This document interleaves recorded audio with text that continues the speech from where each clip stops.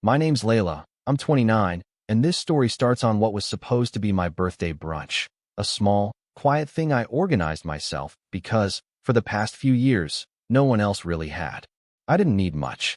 Just a few hours where my family could sit together, laugh a bit, and pretend that all those years I'd been the one holding things together hadn't been for nothing.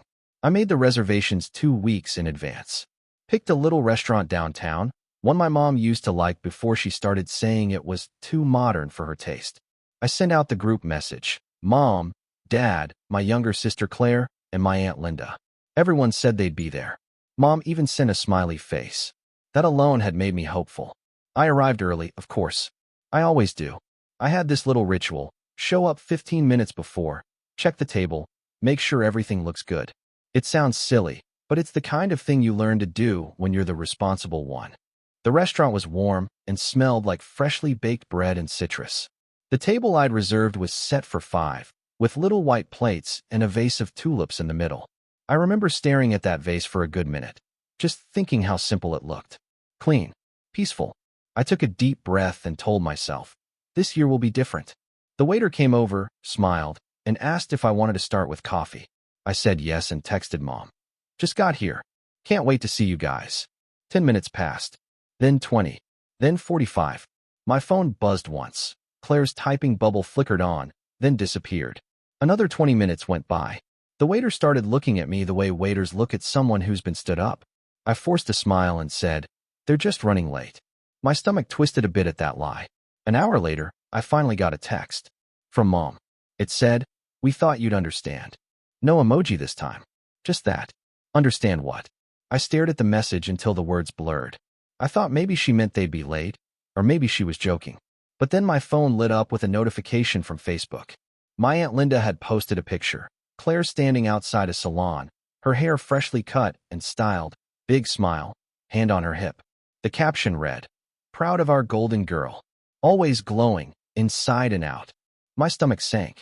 I scrolled down, and there were already comments from relatives I hadn't seen in months. She's stunning. Looks like someone's ready for the next big thing. She's the prettiest in the family. I put my phone face down and stared at the tulips. One of the petals had started to curl. I wanted to cry, but all I could do was laugh quietly. Of course this would happen. Claire gets a haircut, and the world stops spinning for her. My birthday? Forgotten. Again. It wasn't even the first time something like this had happened. See, Claire's always been the golden child. Ever since we were kids, she had this way of turning everything into her spotlight. When she got her driver's license, Mom threw a small party for her. When I got mine, Mom said, that's great, honey, and went back to folding laundry. When Claire got into college, the whole family celebrated for a week. When I graduated top of my class, I got a text that said, proud of you, sweetheart. Did you eat? I tried not to hold it against her. Really, I did. She's not a bad person, just blissfully unaware of how the world bends for her. And my parents, especially Mom, are the ones holding the handle. I still remember a few years ago when Claire called me crying because she couldn't afford her new car lease. She'd gone for something flashy, a bright red coupe with a monthly payment that could have been rent. I told her straight up, Claire, you don't need that car. She said, Layla, it's not about need, it's about confidence. And somehow, I ended up co-signing it for her. I told myself it was just to help her build credit. That was 3 years ago. I'd been making most of the payments since month 4 because she forgot, or was between jobs. Every time I brought it up, Mom said, Layla, she's your sister. You're older, more responsible. You know how she is. Yeah, I did know. Still, sitting there at that table, I didn't want to believe it. I checked my phone again, no new messages. I opened our family group chat and typed, are you guys still coming? I watched the little delivered mark appear under my message. Then nothing. 2 hours. That's how long I sat there. 2 full hours before I finally asked for the check. The waiter hesitated before handing it over, his voice soft, like he was afraid of breaking something fragile. The bill came to just under $600. Brunch, the birthday setup I'd requested, and the cake I never got to cut. I paid without a word, left a decent tip, and walked out. The November air hit me like cold glass. I sat in my car for a while, just staring at my reflection in the rearview mirror. My eyes were red, but I wasn't crying. It was more like exhaustion leaking through. I thought about all the things I'd done for them over the years, the bills I'd covered, the errands I'd run, the way I'd been the one they called when something went wrong. And all I'd wanted this time was a brunch. Just brunch. When I got home, I made myself tea. No cake, no candles, no noise. Just silence. It was strange how quiet my apartment felt, like the walls were holding their breath with me. I picked up my phone again and looked at that photo of Claire. Her smile was so wide, so effortless, it almost felt like she was laughing at me. That was the moment something inside me clicked. Not in anger, not yet, but in clarity. For years, I'd been the safety net, the one who understood. They depended on that. Mom's message kept echoing in my head. We thought you'd understand. It wasn't an apology. It was a justification, as if my understanding was owed. I opened my banking app and stared at the monthly payment that had just been withdrawn for Claire's car, the one I'd been paying quietly for nearly 3 years. Then I remembered how last month she'd called to tell me how free she felt driving with the windows down, radio blasting, her new job barely 2 weeks old. She'd laughed and said, "I swear, Layla, you're my guardian angel." I wasn't. Not anymore. That night, I opened the Lease portal and clicked Cancel Cosign. The process was surprisingly simple. Just a few forms and an email confirming I was no longer tied to the contract. I didn't even feel nervous. Just calm. Coldly calm. Then, with that same calm, I opened our family group chat and typed, "Claire can walk like I did." I hit send. The next morning, I woke up to 67 missed calls. But that was just the beginning. The morning after I sent that message felt eerily peaceful. For once, there was no buzzing phone on my nightstand demanding my attention, no urgent family issue that needed me to drive across town, no half-guilty tug in my stomach telling me to fix what wasn't mine to fix. I brewed coffee, opened the window, and listened to the city wake up. It was cold outside, but the air felt cleaner than it had in years. Still, that silence didn't last long. By 8 a.m., the flood started. Missed calls stacked like dominoes. Mom, then Dad, then Claire, then Aunt Linda, back to Mom again. I didn't answer a single one. I watched their names flash and disappear, over and over. By the 10th call, my chest wasn't tight anymore. I just sipped my coffee and waited. I knew it wouldn't take long before the guilt trip started. It always did. Sure enough, at 8:27, Mom texted, "Layla, what did you do?" Claire is in tears. Then another one, a minute later. "You can't just abandon your sister like that. You know she depends on you." I stared at the messages, my thumb hovering over the keyboard, but I didn't respond. Because that word, depends, hit me like a stone to the chest. It wasn't dependence, it was convenience. They'd all built a system where I was the backup plan, the steady one, the one who understood. And they'd gotten too used to that. At noon, my dad called. Unlike Mom, he didn't text first. He just jumped straight into voicemail. "Layla, I don't know what's gotten into you, but this isn't how family works. You're punishing your sister for what? A misunderstanding? Be the bigger person. Be the bigger person." I'd heard that phrase so many times it had lost meaning. It was their way of saying, "Keep swallowing it, Layla. Don't complain. Don't fight back. Just fix it and smile while you do." By afternoon, I finally answered one call, not out of guilt, but because I wanted to hear how far they'd take it. It was Mom. "Layla." Her voice came through shaky, dramatic. She always had that tone when she wanted to sound hurt but righteous at the same time. "I can't believe you'd do something so cruel." "Cruel?" I said quietly. "You forgot my birthday brunch to go to a salon." "That's not fair," she snapped. "Claire's appointment was important. She's been feeling down about herself lately, and I didn't think you'd mind. You've never cared about that kind of thing." "That kind of thing? You mean my own birthday?" She sighed like I was being unreasonable. "Oh, stop making it sound like we abandoned you. You know we love you. We just didn't think it was that big of a deal. You're almost 30, Layla. It's not like you're a child." The way she said it, flat, casual, made something twist inside me. "So it's not a big deal when it's my birthday, but when Claire gets a haircut, it's a family celebration?" "Don't be petty," she said sharply. "You're better than this." That one got me. Better than this. Better than being upset about being invisible, apparently. I closed my eyes and said, "You've been telling me I'm better than this my entire life, Mom. Maybe I'm not. Maybe I'm just done." There was a pause, long, awkward. Then she said, "You can't just cancel your cosign, Layla. Do you realize what kind of trouble you've caused?" The dealership called Claire this morning. They said the car might get repossessed if the payments lapse. She was hysterical. Then maybe she shouldn't have bought a car she couldn't afford, I said quietly. Or maybe you could help her for once. You know we don't have that kind of money. I didn't either, I said, my voice steady now. But I made it work. For her. For 3 years. The silence on the line stretched. Then, in a low voice, she said, "You've always been jealous of her." That was it. That was the punchline. The old standby excuse. The way to turn every legitimate feeling I ever had into some ugly, childish envy. I didn't say another word. I hung up. After that call, things shifted. It wasn't just disappointment anymore. It was war. Over the next week, I started hearing from extended family members. People I hadn't spoken to in years suddenly had opinions. My cousin texted, "Hey, not taking sides, but maybe you could have handled it better."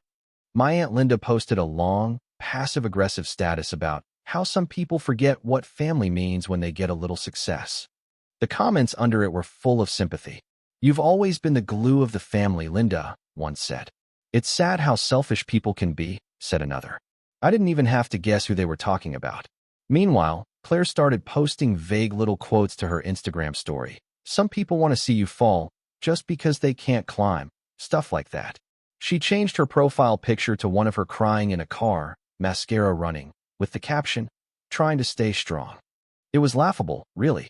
But what hurt wasn't their pettiness. It was how quickly they all united against me. How fast they turned me into the villain in a story I didn't even start. Then came the real betrayal.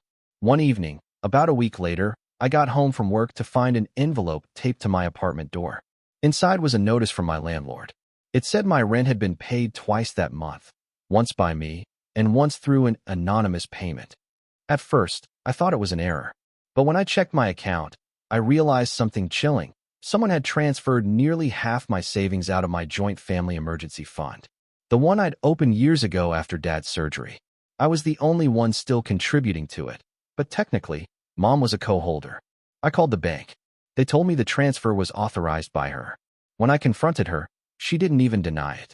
"You weren't using it," she said flatly. "I thought it was for family emergencies. And right now, Claire's car is one." I felt my hand go numb around the phone. "You stole from me," I whispered. "Don't be dramatic. You said it was for family. You took my money." "Well, maybe if you hadn't made such a spectacle, we wouldn't have needed to do this," she snapped. "Do you think it's easy for your sister right now? She's humiliated. People are talking. And all because you couldn't just let it go." I think that's when something inside me cracked. All those years of being the fixer, the helper, the one who understands, they collapsed into something else. Something cold. My heart wasn't pounding anymore. My voice didn't shake. I just said, "You crossed a line, Mom." She laughed bitterly. "Oh, please. You've always thought you were better than us. Maybe this will remind you where you come from." I hung up again. But this time, I didn't sit there shaking or crying. I just stared at the wall and thought about every time I'd saved them, every bill I'd paid, every problem I'd quietly handled. And I realized something horrifying. I'd trained them to believe this was okay. I'd been feeding a system that only worked because I kept letting it. That night, I opened my laptop and began pulling everything back. I changed passwords, removed linked accounts, canceled auto payments, and withdrew the remaining funds from that joint account. It wasn't much, but it was mine. I transferred it into a separate bank I knew Mom didn't use. Then I sat back, closed my eyes, and took the deepest breath I'd taken in months. The next day, the calls started again. This time, it wasn't guilt, it was fury. Dad left a voicemail calling me ungrateful. Aunt Linda texted, "You're breaking your mother's heart." Claire sent a single, 3-word message. "You ruined everything." I didn't reply to any of them. But inside, that calm started turning into something else. Not rage, exactly. Something quieter, more deliberate. I started thinking about all the times I'd been used, and how easily they'd expected it to continue. The car, the bills, the emotional babysitting. They'd built their comfort on my silence. And when I stopped being silent, they panicked. That was when I decided I wasn't just going to walk away. I was going to let them feel it. Slowly, the way I had, year after year. But before I could even begin to plan that, something unexpected happened. Something that made everything 10 times worse. A few days later, my manager called me into her office. She looked uncomfortable, which immediately set off alarms. She slid her phone across the desk toward me and said, "I don't know how to tell you this, but someone sent this to HR." On the screen was a screenshot of a private message, one that looked like it came from me. It said, "I can't stand working here anymore. Everyone's so fake. I only stay because I need the paycheck." It was addressed to one of my coworkers, except I never sent it. There was also a second message attached, one calling my supervisor an idiot. I felt my stomach drop. "That's not me," I said immediately. "I know," my manager said softly, "but HR still has to investigate." "I'm sorry." When I got home that night, I went straight to Facebook. Claire's account was active. She'd been posting all day, and there, buried between pictures of her new chapter, haircut, and her self-care journey, was a meme she'd shared about fake people getting what they deserve. The timing wasn't a coincidence. I sat there staring at the screen, my hands trembling, not from fear, but from the sharp edge of realization. They weren't just trying to guilt me anymore. They were trying to ruin me. And that was the breaking point. Because if they wanted to see what I could really do when I stopped understanding, they were about to find out. But first, I had to stay quiet, just a little longer. The week after the HR meeting was one of the hardest weeks of my life. Not because I feared losing my job. I knew I hadn't done anything wrong, but because of what it represented. I'd always prided myself on being steady, dependable, professional. And suddenly, that image was under attack. By my own family. For days, I moved through work like a ghost. HR said they had to review the evidence, which meant I was left in a kind of purgatory, doing my job while knowing someone was whispering behind the scenes. Some coworkers looked at me differently, cautiously polite. One of them, Sasha, pulled me aside and said, "I know that message wasn't you, Layla. Whoever sent it doesn't know you at all." Her words meant more than she realized. Still, I couldn't shake the nausea every time I walked into the office. I'd always been careful, almost to a fault. I didn't gossip. I didn't overshare. But when you're accused of something like that, it doesn't matter how careful you've been. People start to see smoke and assume there's fire. At home, the silence felt heavier now. I'd blocked most of my family's numbers, but messages still found their way through, from new numbers, fake accounts, even emails. Each one worse than the last. Claire posted another cryptic story. "Family can destroy you faster than enemies." Aunt Linda commented under it with a broken heart emoji and wrote, "You'll see people's true colors when money's involved." Money. Always money. By Friday, I was exhausted. Not just tired, soul tired. I sat in my apartment surrounded by unopened mail and cold takeout containers, wondering how things had fallen apart so fast. A month ago, I'd been the one everyone depended on. Now I was the villain of a story they'd written for me. That night, I did something I hadn't done in years. I went for a walk with no destination. Just me, my coat, and the cold air biting my face. I wandered until my phone died. It felt almost liberating not to be reachable. No one could find me. No one could ask me for anything. When I finally got home, I sat on the floor and let everything I'd been holding in finally come out. I cried until my throat hurt. Not the pretty kind of crying you see in movies. This was messy, gasping, desperate. I cried for every time I'd said yes when I wanted to say no, for every birthday ignored, every moment I'd been the backup plan. And then, somewhere between tears, I started to laugh. It wasn't funny, not really. But something about hitting rock bottom has a strange way of clearing the fog. Once you've been pushed past humiliation, fear, and sadness, all that's left is truth. And the truth was, I didn't owe them anything anymore. Not time, not money, not silence. I decided then that I wasn't going to fight their lies directly. Not yet. You can't fight a storm by screaming at the wind. I was going to rebuild quietly, patiently. The next morning, I made a list. Not a revenge list, though part of me wanted one, but a survival one. At the top, I wrote 3 things. Protect your peace. Rebuild your name. Don't go back.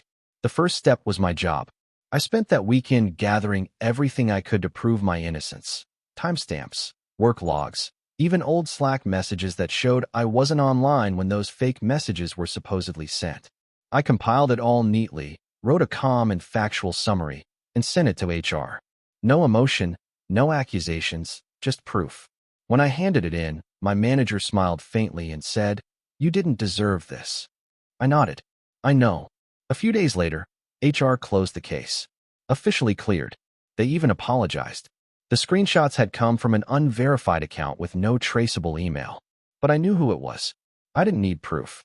The style of writing, the phrasing, it was Claire. She always had this habit of capitalizing random words for emphasis. And there it was, right in the messages. Everyone's so fake. It didn't matter anymore. I had my job back, my reputation intact. But something inside me had shifted.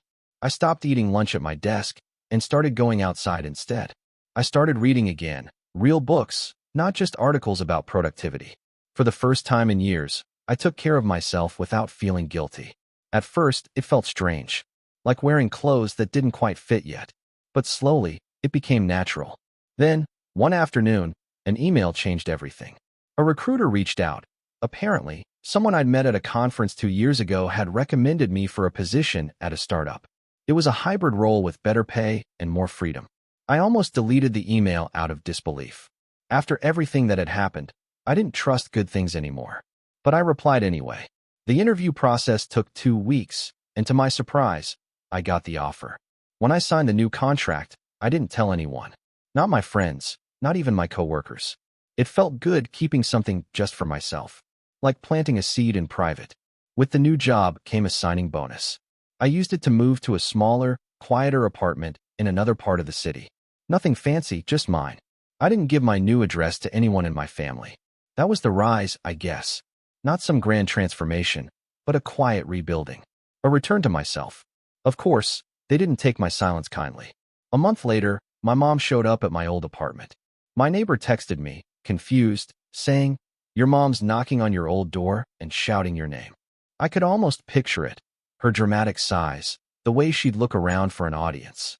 Later that night, I got a voicemail from her. "Layla, you can't just disappear. We need to talk about this before things get worse." Before things get worse. The irony made me laugh. They'd already taken everything they could from me. What more could they possibly do?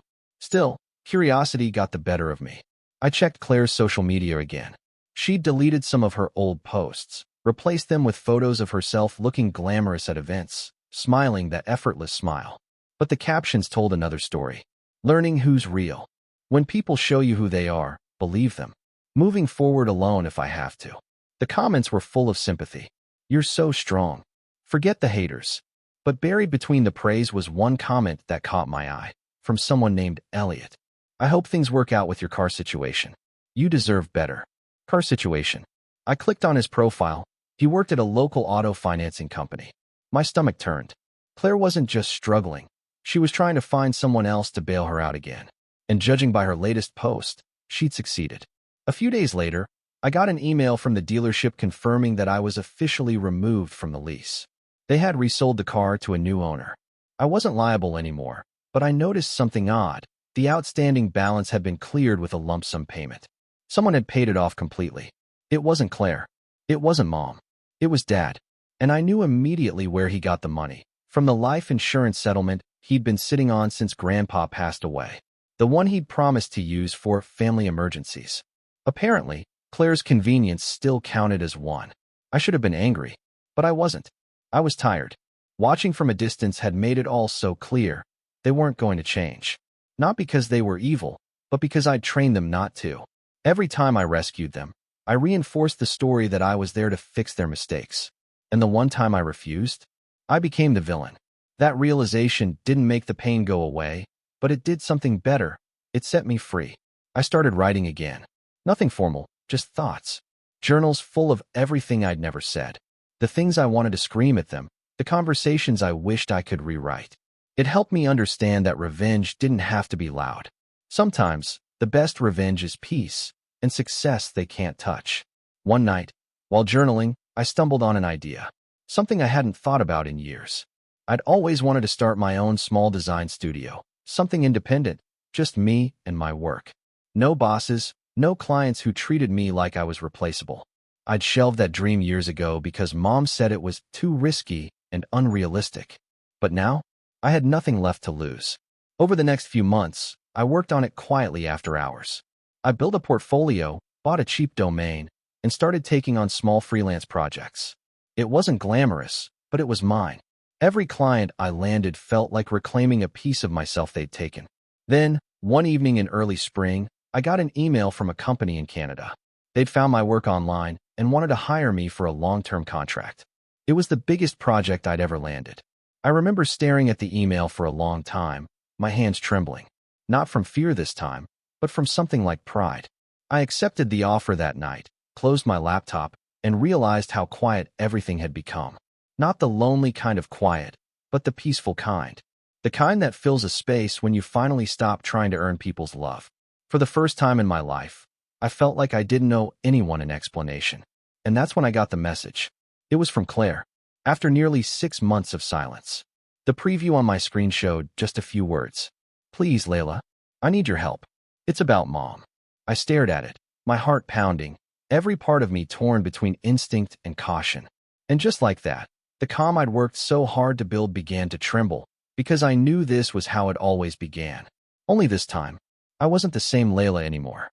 It started with that message from Claire, the one I almost didn't open. "Please, Layla, I need your help. It's about Mom." I stared at it for a long time, my fingers hovering over the screen. My first instinct was to ignore it. Months of silence, rebuilding my life, finally feeling that quiet peace. Why would I let them drag me back into the mess? I didn't respond. Not yet. Instead, I started observing. Carefully. For the next 2 weeks, I followed the usual patterns. Claire posted, Mom texted, Dad tried to insert himself somewhere he wasn't needed. I kept everything blocked on my phone, but I still had access to the public side of social media, the posts they didn't think I'd notice. It was fascinating in a way. The way they scrambled for approval, the way they tried to manipulate each other, the way they made themselves vulnerable in little digital breadcrumbs. Mom had started posting photos of herself volunteering at some charity. Claire commented enthusiastically, "Proud of you, Mom. That's my hero." But in the comments beneath, I noticed subtle slips, a tag from a local salon that Mom hadn't intended to share publicly, a location check-in that made her regular habits visible, small details that could be woven into a narrative if anyone knew how to use them. Over the next few days, I began cataloging everything: dates, times, locations, connections. I didn't want revenge for revenge's sake. That would be petty and messy. No, this was about balance. They had taken my time, my money, my emotional labor for years. They had belittled me, erased me, made me small. And now, quietly, I was going to show them what happens when the roles are reversed. The first step was logistics. I upgraded my phone security, set up encrypted emails, and even got a burner account for research. I didn't want my family knowing what I was doing until the moment it mattered. I started tracking patterns, not in a creepy way, but in a disciplined, methodical way. Who called whom first? What posts were coordinated? Which times were they predictable? Everything added up. Then I made a list of potential allies. Not friends who were interested in gossip or drama. People I trusted, who had no stake in my family's chaos.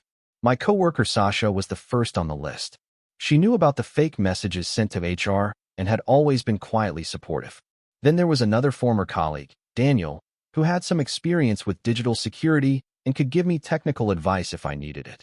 And finally, a financial consultant I'd worked with years ago. Not because I needed their help for money per se, but because having someone to validate the steps I was planning made the whole thing feel anchored. I started small. I gathered snippets of conversations Claire and Mom had posted publicly. I took note of the recurring themes, the way Mom always emphasized sacrifice when defending Claire, the way Claire framed her incompetence as misunderstanding or circumstance. I even dug into old posts they had thought I'd forgotten about. Birthday celebrations, vacations, presents, little inconsistencies they'd proudly documented. I cataloged it all with dates and times, like evidence in a courtroom.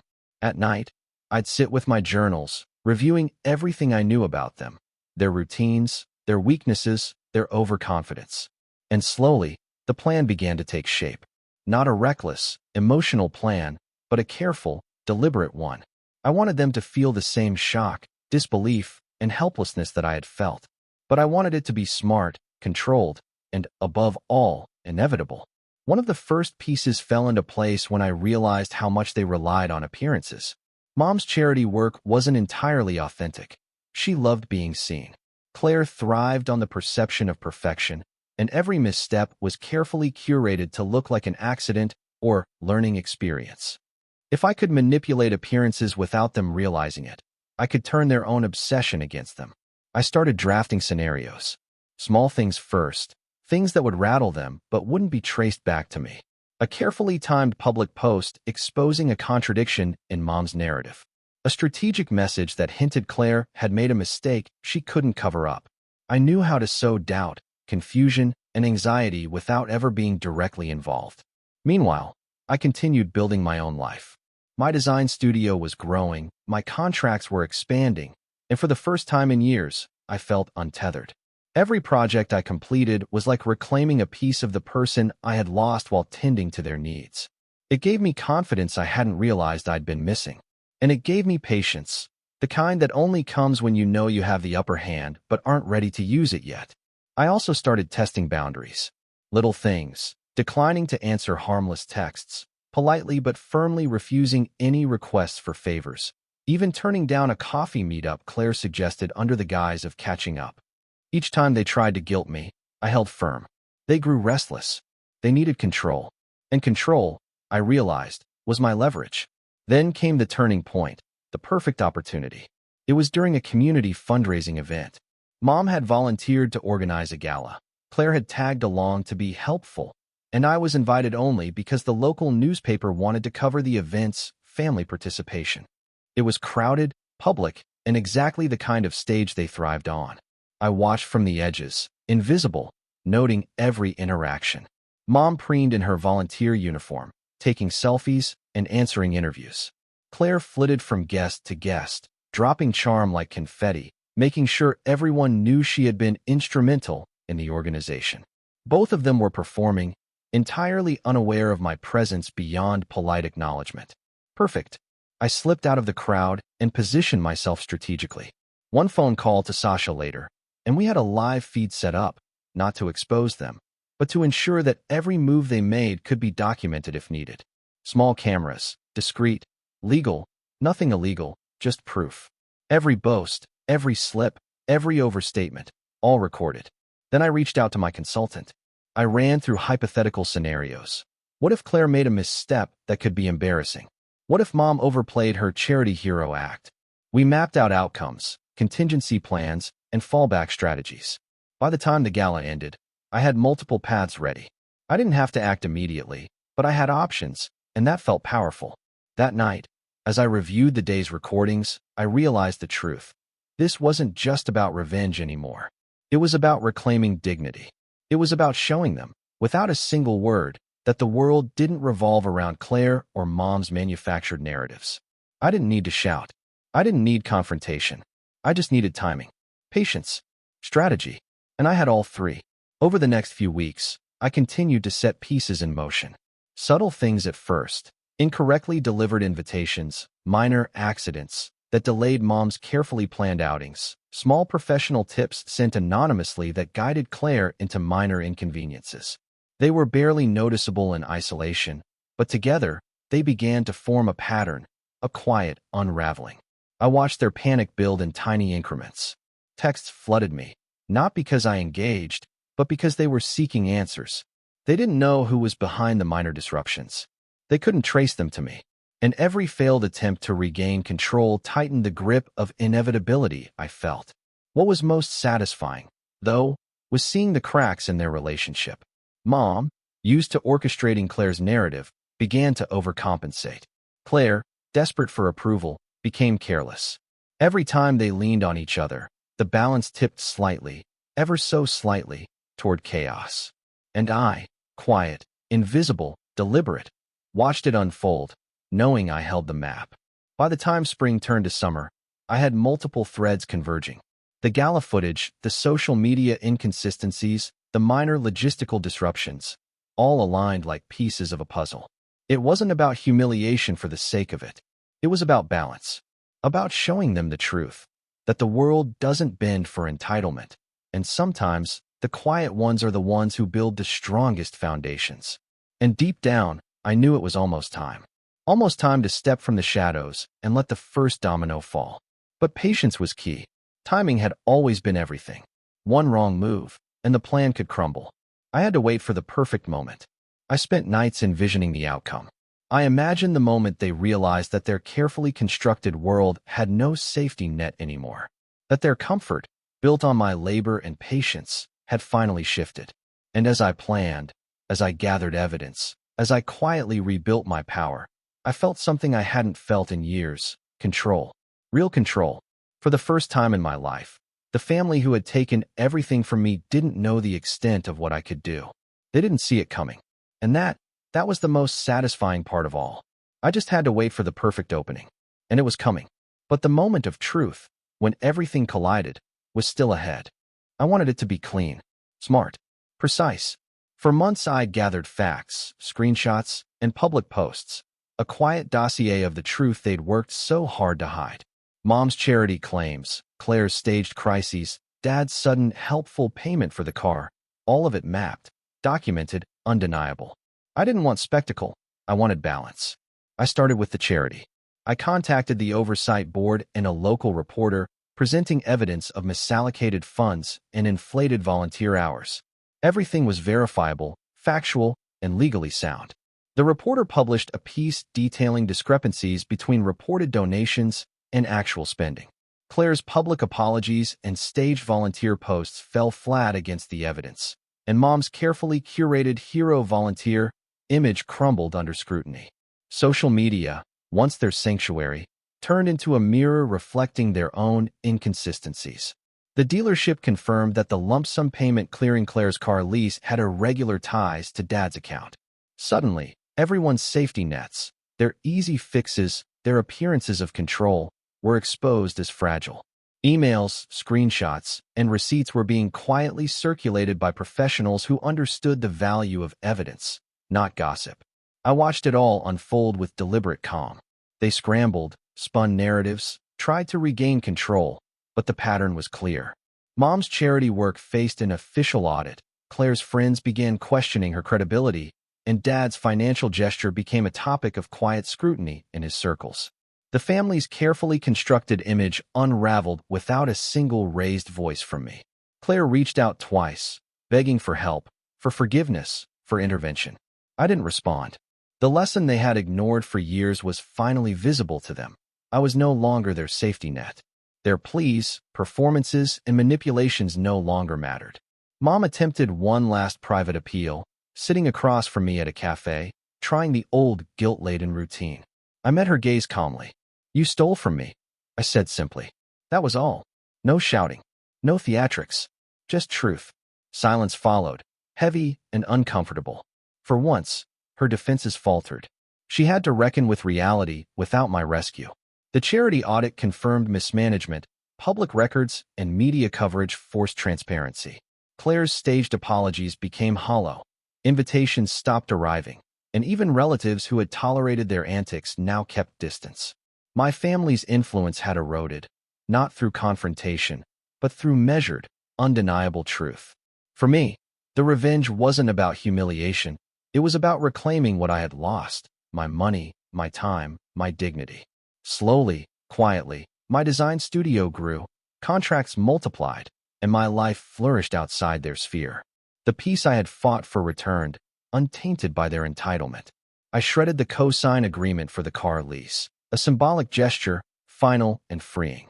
It had been a chain around my shoulders for years, and watching the paper disappear felt more satisfying than any public spectacle ever could. When the dust settled, the family's world looked superficially the same. Filtered photos, staged smiles. But underneath, the cracks were permanent. They had been forced to reckon with consequences, and I had finally taken control of my story. In the end, I didn't need to yell, plead, or expose myself. I simply let the truth and time do the work. I slept through the night, uninterrupted, for the first time in years, and for the first time, I felt fully, unmistakably free.